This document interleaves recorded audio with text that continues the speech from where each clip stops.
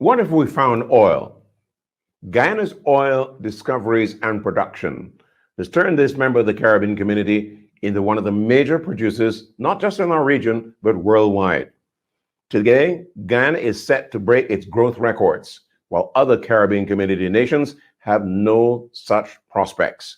The main economic driver, tourism, has been stymied by the pandemic. The prospects for revival to pre-pandemic levels are predicted to take a few years.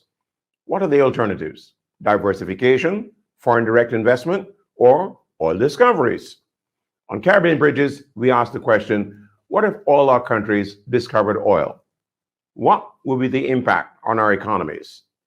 We've got some answers for you, hopefully, from a panel of guests whom I've invited to discuss this matter. Let me first introduce you to Dr. Mark Bino. He's a senior environmental and resource economist with the Caribbean Community Climate Change Center, known as the 5Cs, headquartered in Belize. Dr. Bino has over 25 years of experience in academia at the University of Guyana as director of the School of Earth and Environmental Sciences. Dr. Bino was the first director of Guyana's Department of Energy, charged with effective management of that country's newfound oil and gas resources. Welcome, Dr. Bino. Thank you, sir. Good afternoon. And Dr. Bino, I have to tell you, is in Guyana. Let's turn then to another guest, this time Dr. Hugh Seeley, currently a lecturer on climate change and water resources management in the Center for Resource Management and Environmental Studies at the University of the West Indies, Cayfield in Barbados. Over 25 years, Hugh has managed numerous development projects, particularly in relation to energy, integrated solids waste management, water supply, and wastewater treatment. He's conducted numerous environmental impact assessments as well. And he's also known as an advisor to the Barbados government. But today, he is wearing his UE hat. Welcome to you, Hugh. Thanks for inviting me, Julian. Now, let's turn our attention to welcoming Dr. Devon Gardner, who is head of the Energy Unit at the Caribbean Community Secretariat in Georgetown. Devon's unit works on development of common policies and strategies for transforming the energy sector within the Caribbean community. The aim is to move us from the inefficiency and overdependence on fossil fuels to a higher penetration of indigenous renewable resources. Previously, Devon was a technical advisor within the Caribbean Community's Climate Change Center, the 5Cs, and he's held several positions in academia as well. Welcome, Devon. Thank you very much, Julian. Thank you for having me. All right.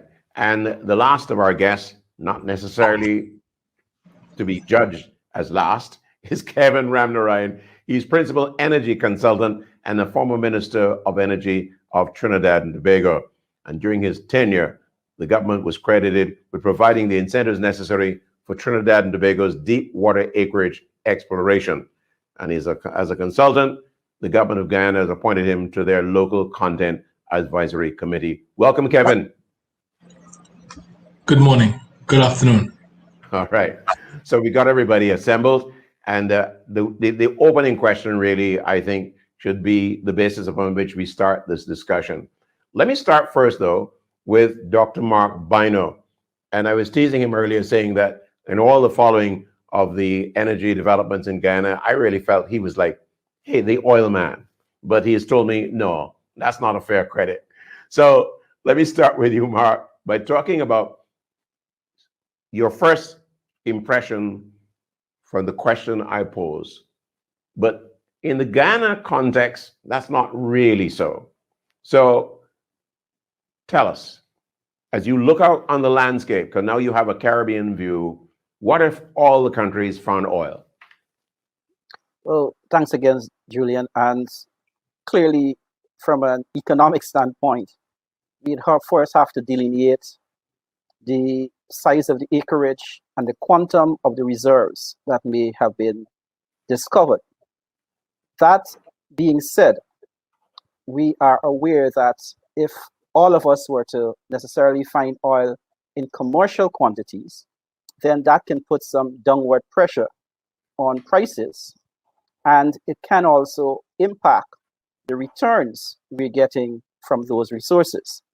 However, Guyana is in a princely position in that not only is she coming in after an industry that is fairly mature, an industry that has had quite a history in terms of what to do and what not to do, so she can learn those good and not so good experiences and therefore be able to make the pivot, because we are living in an environment where the concern is not only economic growth, but we are speaking more in terms of development. Thus, as my colleagues here would be able to articulate, it is important that as we plan for the future, we are able to use the resources that we are blessed with, but in a manner that does not cause further deleterious impacts on our biophysical, social, economic, and political environments.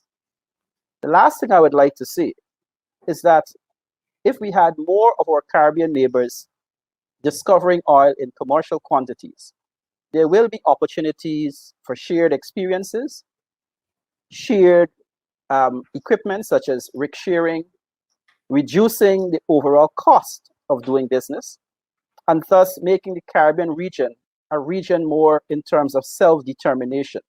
I believe that's important because it gives us an opportunity, therefore, to determine clearly the development paradigm we wish to follow. Thank you. Thank you very much, Mark. I think you set it up kind of nicely for Hugh Seeley to come in here, because all I'm thinking of, Barbados with all its beautiful coastline beaches, and then we discover oil. What happens to our tourist sector? Do we carry on with it, or do we pursue oil exclusively? Hugh, what do you say? Well, thanks again for having me, Julian. I think it's a two-pronged question. Our tourism has disappeared because of COVID, and so we recognize that we're over dependent on tourism anyhow. We need to diversify our economy. But does that mean that we go into oil and gas? We are exploring for oil and gas offshore, but to me, the answer to your question, your fundamental question, what would happen if all of us discover oil? I think in the short term there will be euphoria and a stimulus to economic growth. In the longer term, there will be agony because of the fact that we have to wean ourselves off of oil and gas. That's what climate change is telling us.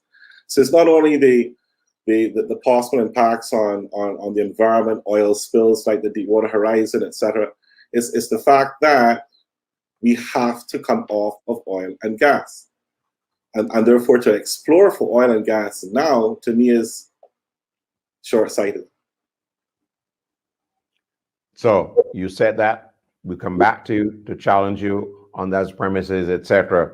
Let me bring in Dr. Devin Gardner here. While Mark has given us a perspective as far as Guyana is concerned, your responsibility is to address this entire region. So what if we all found oil?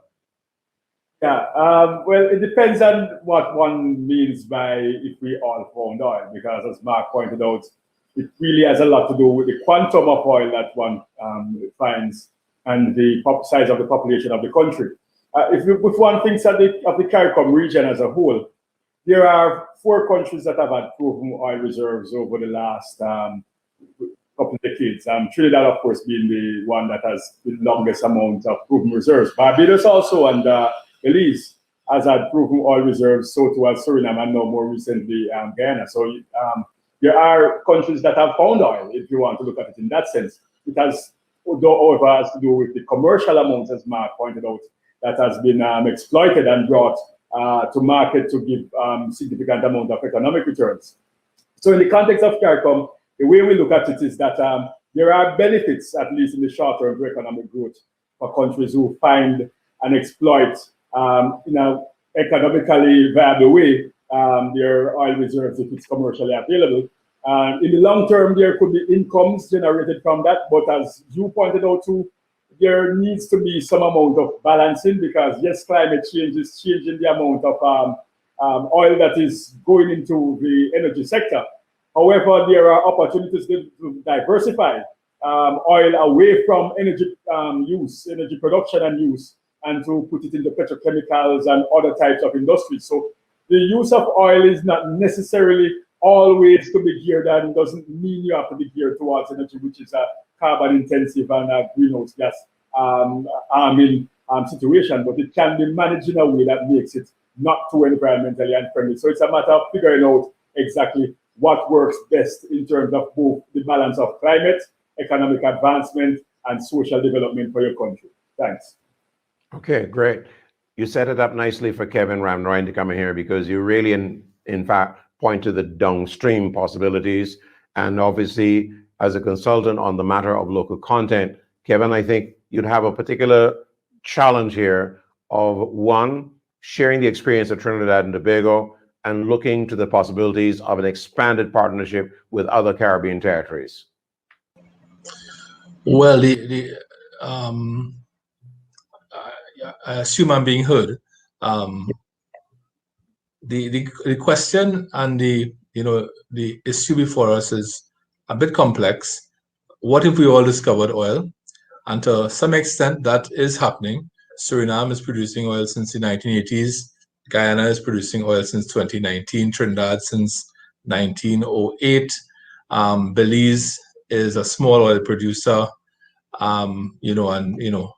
We have exploration ambitions in Jamaica and in Barbados and so on. So it is possible that your question could be answered in the affirmative, that other countries in the Caribbean will discover oil.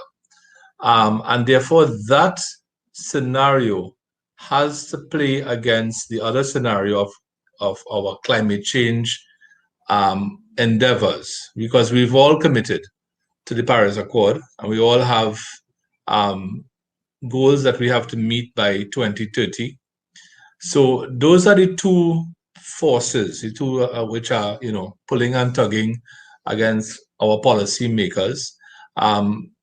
Is it possible for oil industry to coexist with a tourist paradise, eco paradise like Guyana? And the answer, I think, is yes. From our experience in Trinidad, it could be managed. The Petrotrin refinery, for those of you who know the Petrotrin refinery, it's now closed down, but the Petrotrin refinery coexisted with the Wildfowl Trust, which is one of the largest bird sanctuaries in the Caribbean. So it is possible that you could manage development of the oil industry in that context.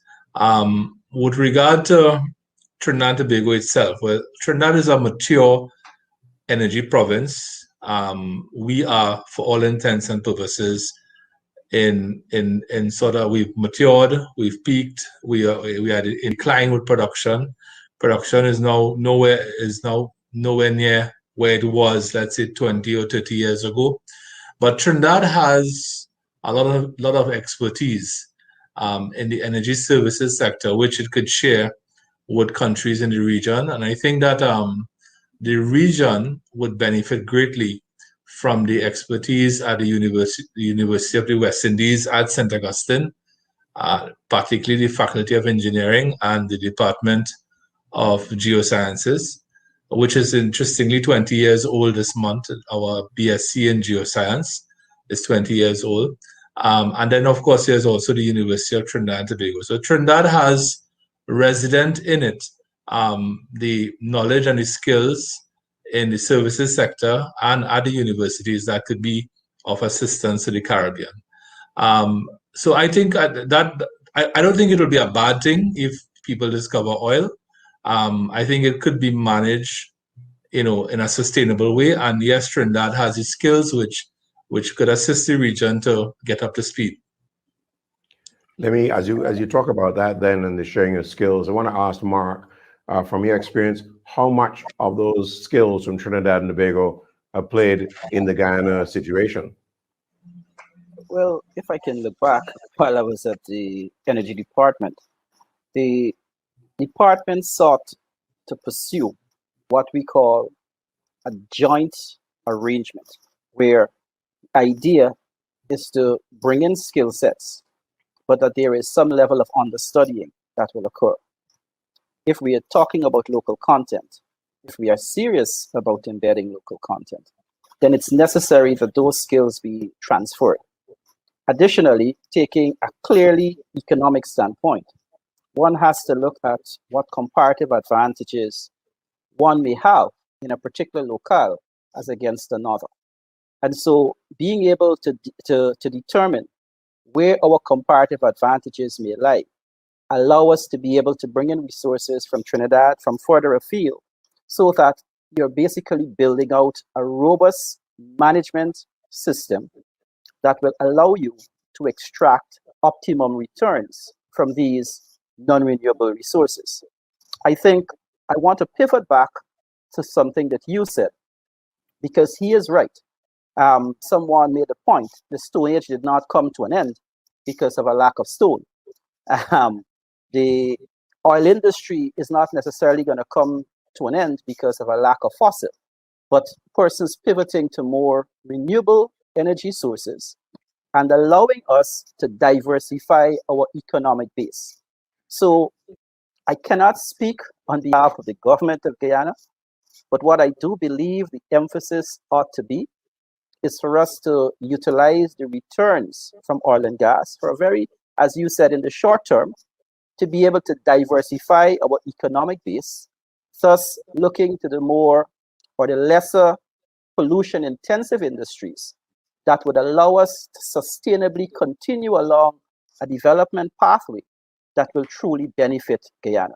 The last point I would like to make is that Guyana finds herself in a unique position, somewhat like Suriname, because much of her oil is found offshore, whereas she still has 80% of her land under forest.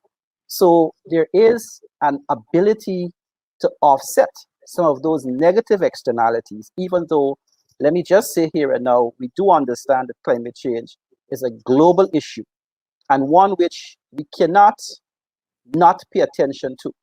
But the important thing is, Guyana has always been following a greening, a low carbon development strategy pursuit. 40 years ago, she issued over 1 million acres of land under the Iwokrama Rainforest Program for sustainable forestry to be pursued. She has a developed system of protected areas. And so it is important that it's not an either or, but one with, because that's where we ought to be going. And so oil and gas provides the opportunity, because let's not be naive. If we're going to pursue renewable energy options, we have to have the capital to do so. And the options that we want to pursue are still somewhat unfolding. And this offers us some opportunity to be able to do that. As you talk about deep water, I want to ask you, right, Hugh Seeley, to talk about where is the Barbados oil? Is it far enough offshore? Is it closer to Trinidad or closer to Guyana? Where is it? But Julian, if I knew exactly, I wouldn't be sitting here talking to you. Barbados has 26 blocks, or divided its maritime area up into 26 blocks, primarily to the south and to the west and to the southeast of the island as well. I think there's some indication that we share the same geological formations as do Trinidad and Grenada, and therefore there's significant probability of finding particularly gas to the south of the island. But Julie, if you allow me to return to something that Devin said, Dr. Gardner said, that I would agree with, and that is, if you do discover oil and gas or hydrocarbons, there is still a potential industry from there if you're not allowed to just combust them and put the CO2 into the atmosphere. And Trinidad has a well-developed downstream industry with its methanol and ammonia. But I do want to point out to colleagues that the International Energy Agency just came out with a report on May the 18th, net zero by 2050. And it says that we have a very, very narrow path to get to net zero in terms of GHG emissions by 2050. And that path implies the following: no new oil and gas developments are approved after this year, after 2021. And then we wean ourselves off of oil and gas in terms of combustion for energy, for electricity production, and for transport by 2050. That's what the IEA, the International Energy Agency, is telling us. Thanks.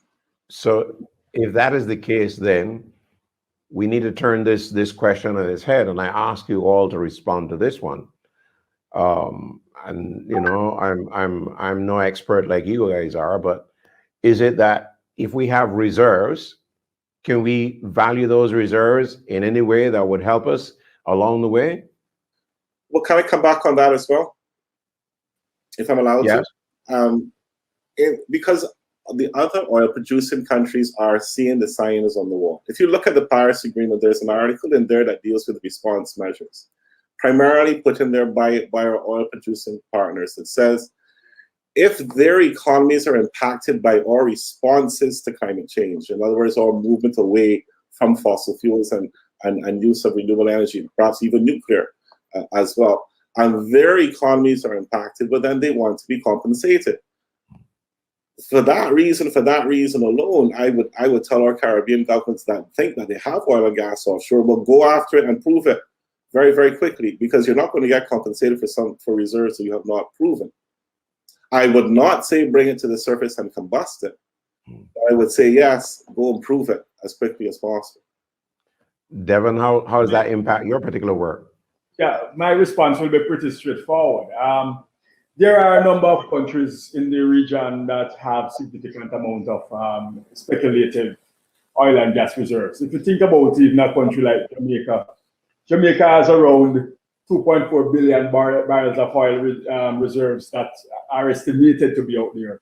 Suriname has around 3 to 4 billion barrels of oil estimated. Offshore oil reserves, of course, Guyana has its proven 9 billion barrels.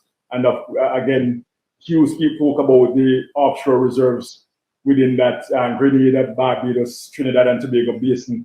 That is a significant amount, probably as much as 3 to 4 billion barrels. And then if you think about the Bahamas, there's another 0.7 to 1.4 billion barrels within that boundary close to Turks and Caicos Island, Cuba, somewhere in that area. And while there are some issues around the economic exclusion zones where there are, if you want to call it, the maritime boundaries where national exploratory rights reside, that sometimes preclude countries from being able to prove those resources. Countries are able to get to the state of cooperation to prove those resources, as he was rightly stated, and you know, some of those resources could be monetized. We agree that there is going to be decarbonization happening, but we also understand and agree that the oil industry that is supporting the energy sector will continue for another 30 years or so, you know, in terms of what the window looks like. So there's a window to continue to monetize resources that we currently have, if it is that we are able to exploit those resources within the traditional system of oil for energy. But as I pointed out, there is an opportunity to start to become more diversified in how we look at our oil and gas economies if we were to exploit them, and bringing them to more downstream type arrangements where we produce petrochemicals. If you think about things like car tires, whether we are driving internal combustion engine cars or electric cars, we are going to need car tires. Car tires are 70% petroleum based. If you think about a lot of the products that we use, you know, ammonia and all of these things, a lot of these are being produced from hydrogen, which comes from natural gas. And yes, folks may argue about the role of hydrogen from renewable sources and green hydrogen and all of those things, but there is still a role for oil and gas within the petrochemical and downstream petro industries. And we need to figure out how it is that we build out the reserves that we have in a strategic way, which allows us to pursue you know, the kind of diversified economic arrangements that will make us sustainable in our development. Thanks. And Kevin, I'm sure that you can speak to the Trinidad and Tobago experience. You certainly are the best example in terms of the downstream sector. Is there that kind of advice that you're giving to the Guyana government and would give to the rest of the region? Well, certainly with regard to downstream, Trinidad has probably one of the best developed downstream industries in the outside of the United States. Guyana is pursuing the part of using natural gas for power generation, which was the initial use of natural gas in Trinidad in the late 1950s. I expect that more natural gas will be produced in Guyana over time, and that gas will be utilized for downstream petrochemical industries such as ammonia, urea, and methanol, and so on. I just want to get back to this whole point about the energy transition. The energy transition is exactly what it is, what the term implies. It's a journey. It's not going to happen in the next 5 years. According to the US Department of Energy Intelligence Agency, by the end of 2022, which is not far away, the world will be consuming more oil than it did in the fourth quarter of 2019 before COVID. So the world's appetite for oil is not going to go away soon. The world's appetite for natural gas is growing. The world's appetite for coal is admittedly in decline. But oil and natural gas continue to be the mainstay of the world energy system I would think, into the mid 2030s, probably into the early 2040s. So it's a journey. Devon also made a very important point, which I want to expand on. 2/3 of all the food that the world consumes, whether it is in the form of animal protein, whether it is in the form of plants that we eat and so on. 2/3 of all the food consumed by the 7.5 billion people on this earth could be traced back to synthetic fertilizers from ammonia and urea and diammonium phosphate and monoammonium phosphate and so on. So, and those things come from natural gas. So the role and the importance of oil and gas is not going to switch off by 2030. It's a transition. We accept that we have to transition away from fossil fuels, but there would be, and there would always be some processes for which I can't see. For example, the production of iron and steel, the production of aluminum. Those things require extremely high temperatures. I don't see those temperatures being achieved by solar energy or wind energy. Certainly aviation, I don't see a solar-powered Boeing 777 anytime soon. So the world is going to need, I want to make that point, the world is going to need fossil fuels in the form of oil and natural gas for some time to come. But while you say that, let me bring Mark in here, because it is obvious that there are deadlines based on the commitments that our countries are making under the Paris Accord, for instance. Mark, how do you see this developing? Are you as optimistic that we will be dealing with fossil for much longer, and that the window is still open for us? I don't think the window is open for very long. I think most of the speakers have indicated, and I support that we have a very narrow window in which to get it right. Within the Caribbean, we ourselves have promoted the ethos of 1.5 to stay alive. We've gotten it into the Paris Accord, and our leaders have basically signed on to that. Therefore, we have to also demonstrate a certain commitment in moving in that direction. But I do agree that it wouldn't happen overnight. And just as we have a narrow window, there are certain difficult questions that we have to ask ourselves and confront. For example, are the transition technologies available in sufficient quantities? Are they sufficiently economically viable at this point in time? Are they accessible to our developing countries? And these are things we just need to also throw there. I am 100% committed to the fact that we have to reduce our carbon footprint. This is not a if, and this is not a but. It's a immediate set of actions that are needed by all involved, the big emitters, but we also have a moral obligation to demonstrate such.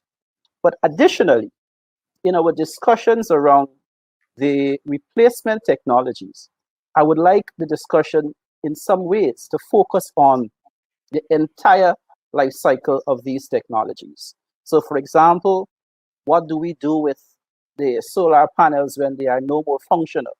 What do we do with the inverters and the batteries? So that we are able not to create one problem to solve another, but that we are at this stage contemplating how we ought to proceed so that in so doing, we are able to truly plan sustainably for our future. But I do agree, the window is closing in terms of your Bretton Woods institutions, the IMFs, the World Banks, the IDBs. They're all tying loans now in terms of how are we likely to reduce our emissions level. So it's no more just about economic growth. And as those windows begin to close, countries who do not have this resource are forced to make the adjustments. And even oil producing countries and oil producing companies, as we saw recently with the Exxon case of losing 2 seats at their board. We have seen the pressures being brought to bear on Shell. You've seen the agitation with Total. So it is not a case that even the board members aren't cognizant of the need for this transition. But rightly said, transition will take some time. But that time, is it 10 years? Is it 15 years? We have to be prepared to be able to make that transition in the shortest possible time. Thank you. I'm Julian Rogers. I'm in Kingston, Jamaica. Our guests are in Barbados and in Guyana and in Trinidad and Tobago. The big question is, what if we all found oil? Gentlemen, I want to ask you now to focus on the whole matter of the renewables. Where do we stand? Let me start first with Hugh Seeley in Barbados. How do you see it, since that is your particular area of teaching and focus these days? I think that Barbados is on the cusp of an energy revolution, not a transition, a revolution. And we don't need, or we can't go through a long transition. Colleagues, that's just not on. We are at 1.25 degrees of warming now. Now, to stay below 1.5 degrees, we have to have reductions in emissions by 45% below 1990 levels by 2030. So that window of opportunity that we're talking about to get into the oil and gas industry should be half closed by 2030 and will be fully closed by 2050. So what is Barbados doing? Barbados is determined that it will reduce its carbon footprint to zero by 2030 and go 100% renewable energy. And I think that we can do it. I think that the stars are aligned. The regulatory framework is now in place. We have a utility company that is both willing and able to make that transition or that revolution. We have the political will to do it, and the prices of the technology. Yes, you have to find the capital to build out the renewable energy, but we will get support. We hope to find that capital to build out that renewable energy. And it will create green jobs, sustainable jobs for Ireland. And it will save us vital foreign exchange. The move to renewable energy for Barbados is, yes, it's a moral thing that we should do because of our striving for 1.5 to stay alive, as Mark had indicated. But it's a straightforward economic decision. If you are a small open economy and you're importing your fossil fuels, then stop importing those fossil fuels and create the fiscal space required to invest in other sectors of the economy. So we see this as an opportunity to wean ourselves off of fossil fuels, use indigenous sources of energy, solar, wind, both onshore and offshore, with lots of battery storage, and the technology is now there. And we believe that we can accomplish this by 2030. And I'll ask you again, Hugh, is this possible because of size of country, size of population, etc.? I think that smaller countries have less inertia, and therefore we're more nimble, and we can make the paradigm shifts faster than others. We will also have less stranded assets, and we haven't discussed that at all. That if the window closes, and I heard you say, Julian, if we're optimistic and the window stays open and we can get into this business, to me that's the wrong perspective. If I was pessimistic, I would say that oil and gas is going to continue on until 2030, 2040, which means that we're locked into more than 1.5 degrees of warming.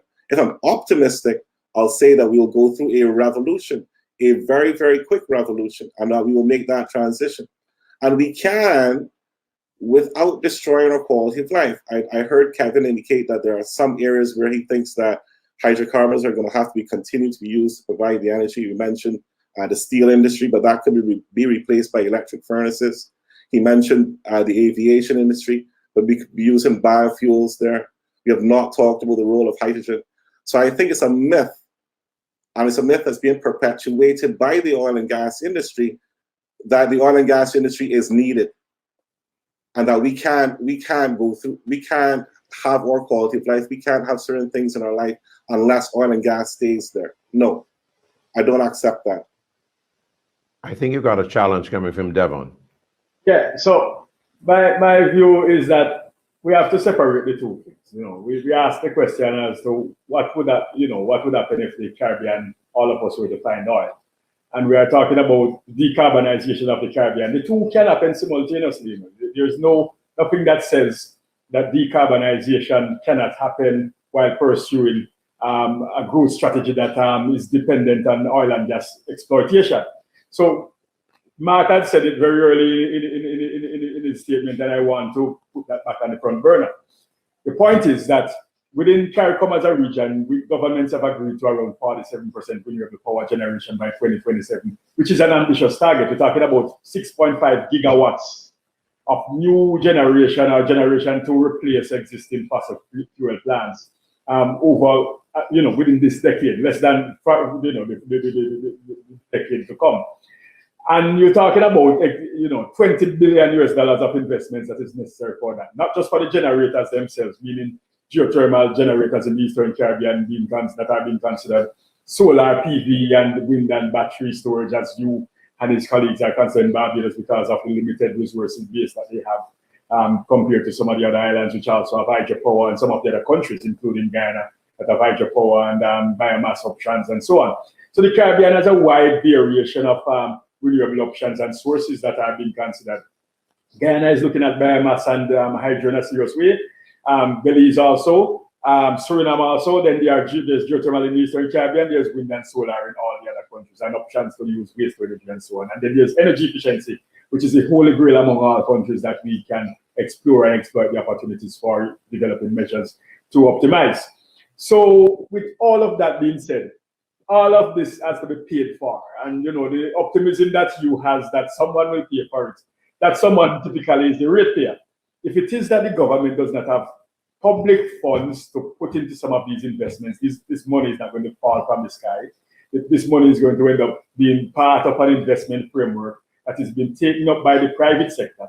And the private sector will seek to recover that investment, plus their interest and the cost of their financing. And typically that will fall on the ratepayer. There is going to be a limited amount of money that we will get from international development partner development sources, including climate financing, to do this kind of investments, because even the Green Climate Fund, which is a GCF, does not treat renewable energy or energy investment projects as an adaptation project, even though much of what we are doing with respect to renewable energy and indigenous renewable sources are helping our systems to adapt to the impacts of climate change, which we will no doubt feel because of what you said.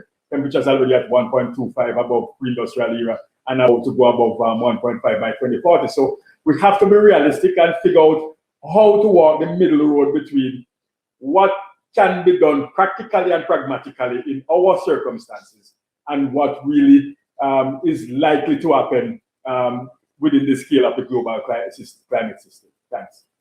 Let me bring Kevin back in here, because I want him to respond to the question. Has Trinidad been too comfortable with the fact that they've got a lot of oil and gas and therefore not need to rush down the road and push hard as far as renewables are concerned? What's the history so far? Right, so that's a very good question. Trinidad is only one of two countries in the world that gets all its electricity from natural gas. The other country is Qatar. So all our natural gas comes from one fuel source. All our electricity, sorry, comes from one fuel source, which is natural gas. That's a good thing, and it's also a bad thing. It's a good thing in that natural gas is clean. It's the cleanest burning fossil fuel, but it's a bad thing because we have all our eggs in one basket. In the last, I would say in the last 6 or 7 years, something has happened, something has changed in the world. And it is that the cost of solar and wind have come down significantly. I think in solar, it's somewhere in the region of 70 to 80%. Wind might be less dramatic, but also a fall. So the government has gone out for a RFP, and they got a response which they accepted from a consortium of BP and Shell for 2 solar farms in Trinidad to be constructed, if all goes to plan, in 2022. It is a start. Trinidad's peak demand for electricity is about 1,300 megawatts. So this is for about 110. So it's a little under 10%, but it's a start. And it's important for us to begin now to transition to renewables, because we are burning natural gas to generate electricity. That natural gas could be used for other purposes, such as manufacture of ammonia and methanol, or export as liquefied natural gas to earn foreign exchange. So it's a win-win for Trinidad. At the same time, Trinidad, a private company in Trinidad, is also pursuing hydrogen. And what they're doing is they're using a waste stream of heat from a power plant to generate electricity, which will then be used for electrolysis of water to generate hydrogen, which will then be sold to an ammonia plant. So that's a win-win-win type project. So there is movement in the direction of renewables and hydrogen in Trinidad. It could be happening a bit faster, in my opinion, but it's happening. Mark, I want to bring you in here because I know of the activity going on in Guyana. You got waterfalls that they've been using, working towards using those energy sources, etc. You've also got this gas to shore project going on there. Fill us in on exactly where you are now. Okay. Firstly, I do support Hugh's point immensely in terms of the need for us to align the various elements as we transition to more renewable energy sources. For example, these things cannot be seen in a vacuum. They have to be seen in the context of what's the legislative framework like? Do we have legislation that will allow us to make that transition? What kinds of incentives are being created for that transition to occur? What fiscal space is being provided? Because even as Guyana produces oil and gas at this point in time, we are still importing most of our fossil. And he made the valid point that that continues to be a significant leakage. Most of our economies are spending nearly 40% of their export earnings on imported fossil. So it's a pure economic decision in terms of pivoting in that direction.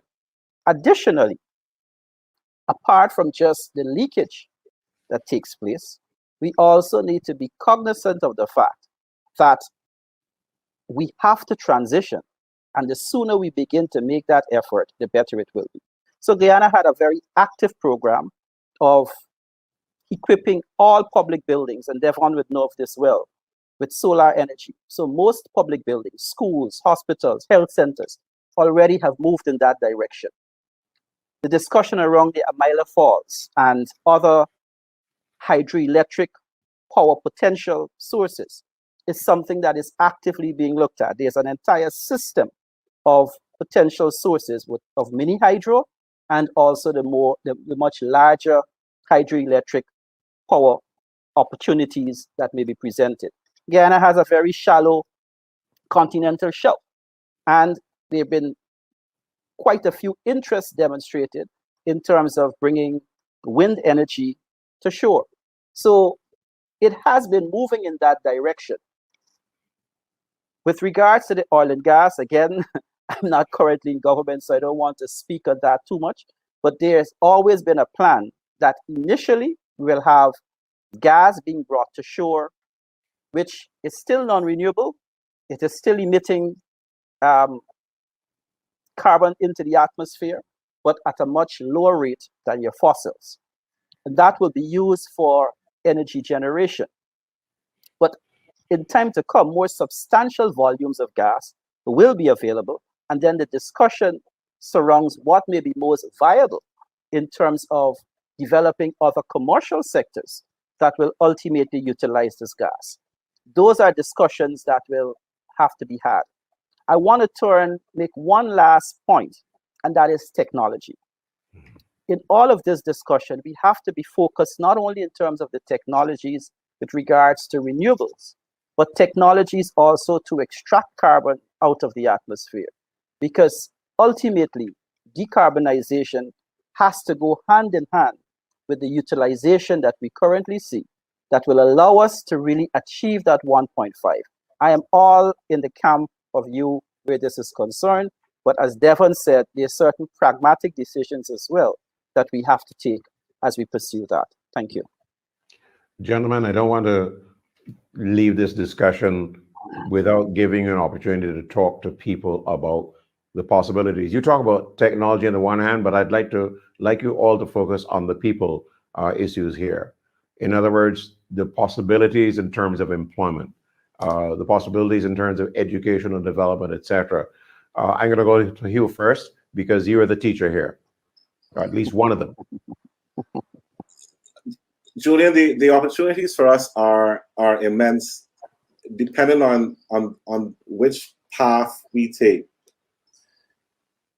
If we go down the path of renewable energy and we accept that we must make this transition, we have to do this transition rapidly, then I think there are tremendous opportunities for our people.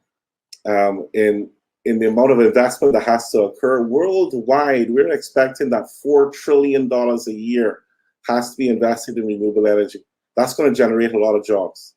And there's no reason why those jobs can't be generated in the region. We have a young Barbadian who has done a lot of work with battery storage.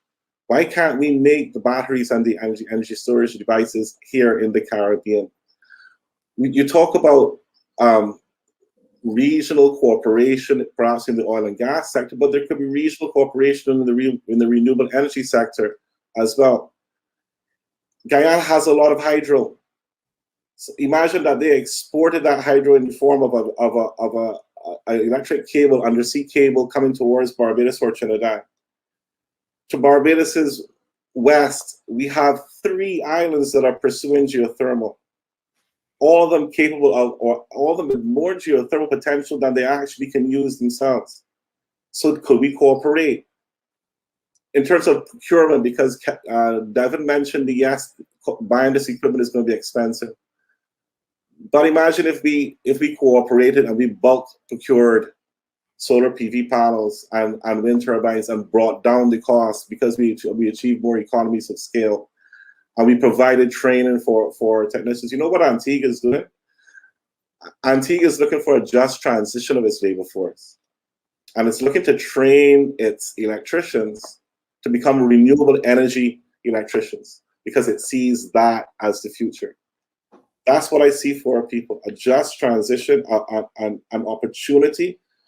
And there's also an opportunity for the poor. Imagine that you had a program where you went out to poor people's houses and you fixed their house, you fixed their roof, and then you put a solar PV panel on the roof and you put a battery in their house and you said, you're off. You are now enfranchised. You are now literally empowered. It's going to raise your standard of living.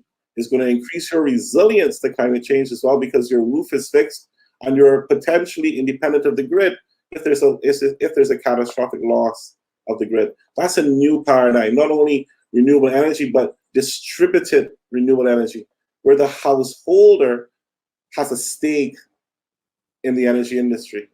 That's the future that I see for us. And I'm not even talking about the cleaner air that we're all going to breathe. when we convert to electric vehicles and get those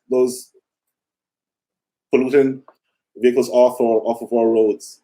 That's the future that I see for us. All right, and I know when you talk like that, you're not just talking about Barbados, but I always leave the portfolio to the regional look to Devon Gardner in Georgetown at CARICOM headquarters. Thank you. Well, you as touched on a number of things. The name of the game is flexibility and adaptability. What we are aiming to build systems which are flexible to deal with all different types of external shocks. There was something that was said earlier, I think it was Mark who said it, that the region consists of small island developing states and low-lying continental countries, and we call them SIDS.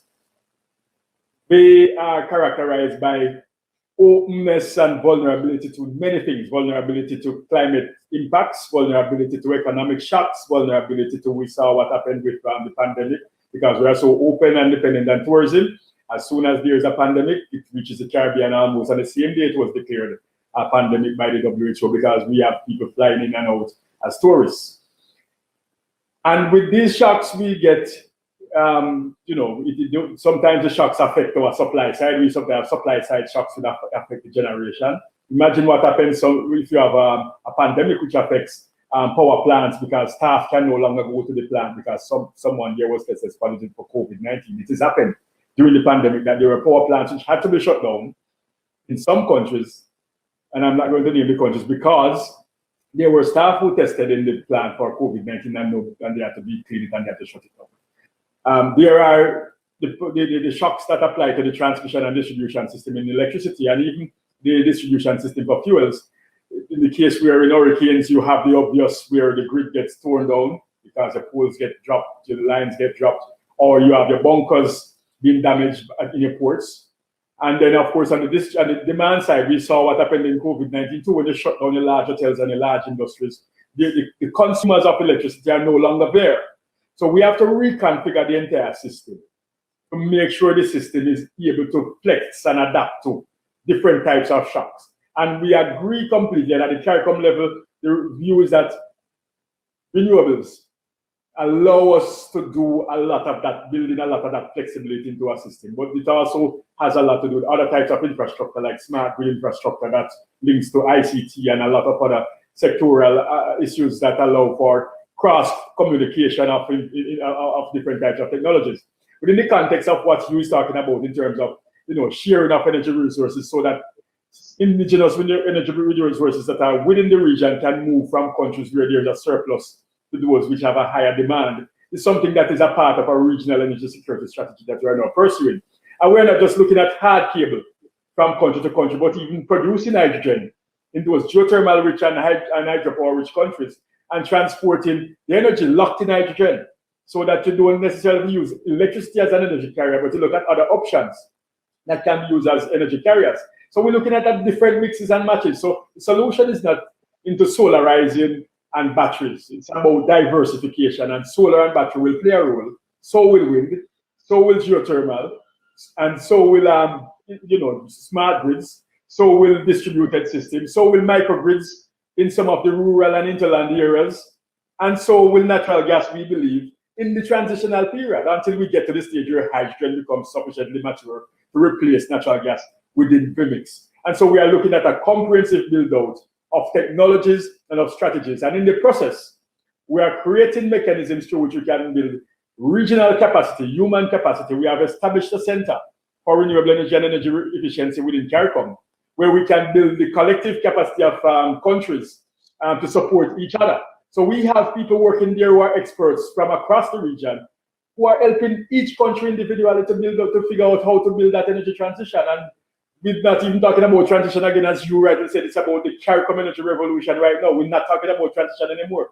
So you're right, on Thursday gone, energy ministers met with the IFIs, the IDB, the World Bank, the CDB, and all of the major financial institutions to understand how it is that we can begin to front load the investments that are necessary to put us on a path to revolution, because the organic mechanisms that we have been pursuing so far have been very slow and it's not quick enough to get us to where we want. And you know, a Prime Minister of Jamaica once said, and you might have heard this statement, it takes cash to cure. So while we have those philosophical thinking, that is important for us to meet our goals, because yes, it's good to have those asymptotic paths to which we aspire. It's important for us to make sure that we plan and build in a very strategic and realistic way. Thank you very much. Boy, I tell you, that's a solid contribution there from Devon in Georgetown. Let me go to Port of Spain. Very little time remaining, but I know Kevin wants to get in a piece here, and I'd also like to hear from Mark before we wrap. So Kevin, first to you. Yeah, I can't, I agree with everything my friend Devon says. I always do. It's difficult to disagree with CARICOM. So the intention is there to migrate the energy system in the Caribbean towards renewable energy. There are some obstacles, one of which is financing. He pointed that out. Another, which is skills development. One of our colleagues pointed out that Antigua was training engineers to fix renewable energy installations. So another one I think is education. I think we need to educate the public, and another obstacle is legislation. So in Trinidad, we need to pass legislation to enable net metering, which allows people to sell excess power from their homes to the grid. That legislative change has been with the Attorney General's office for a long time. So there is always a sort of inertia, I find, sometimes when things get stuck in the public service.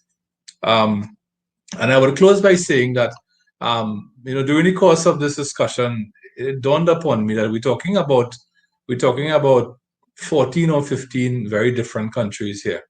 And not all the countries are the same. Some countries are tourist-based economies, like Barbados and St. Lucia and so on. Some countries are industrial and manufacturing based, like Trinidad. Guyana is heading in the direction of what would be, as Mark pointed out, services industry with ecotourism in parallel with offshore deep water oil industry. So it is you may have to have policy prescriptions which are unique to individual countries, and then at the level of CARICOM we have harmonization and one direction. But it is I think one good thing is that the CARICOM energy policy was passed in 2013. I'm happy to say I played a major role in that. That was passed in Port of Spain when I was minister, and the intention is there by every country in the Caribbean to migrate towards a low carbon state of existence. That's a great point, Kevin. Well, the last word goes to Mark Bino in Georgetown, not in Belize. Mark, you got a very little time, but I know you'll use it well. I'd just like to say, in terms of how it benefits the average man, the average man is concerned with affordability. And so whatever we do, let's always start thinking about how would this benefit the person on the ground. The point you made about isolated solar systems, Guyana has started that more than 7 years ago because of the way our indigenous peoples are scattered, and that system continues to be there. If we're going to bring renewable energy sources into the Caribbean, and more specifically into Guyana, it has to be affordable to the average man so that he is able to benefit. He can do his little cottage industry. He can have those downstream industries going. He can be able to see the value addition to what he's doing, and therefore be able to improve the quality of his life. Thank you. Thank you very much, gentlemen, for a very interesting discussion, and I trust the audience really learned a great deal as well. I certainly did. I'm Julian Rogers in Kingston, Jamaica, on Caribbean Bridges.